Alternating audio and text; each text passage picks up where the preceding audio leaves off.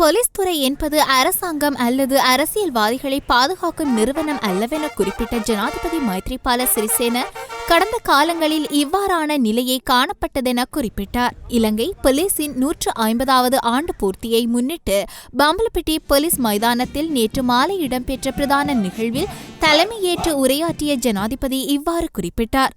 ஜனாதிபதி தொடர்ந்தும் குறிப்பிடுகையில், போலீசிய කියන්නේ ආණ්ඩු රකින දේශපාලකයන් රකින සේවාවක් හෝ ආයතනයක් නොවේ.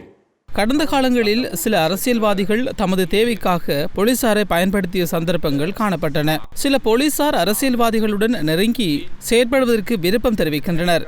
இவை தவறான விடயங்களாகும். அனைத்து சந்தர்ப்பங்களிலும் பொதுமக்களுக்காக முன்னின்று செயற்பட வேண்டும் என்றே நான் எண்ணுகிறேன். பொதுமக்களின் பாதுகாப்பு, சட்டம் மற்றும் நீதியை பாதுகாப்பது போலீசாரின் முக்கிய பொறுப்பாகும்.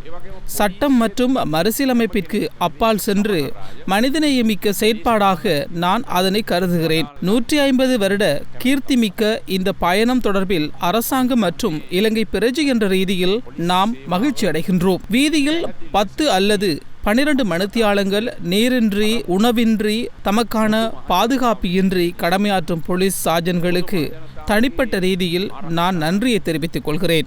අවුරුදු 150ක මේ කීර්තිමත් විශිෂ්ට ගමන් මඟ පිළිබඳව අපි අද රජයක් විදිහට ශ්‍රී ලාංකික ජනතාව විදිහට ඉතාම සතුටටපත් වෙනවා.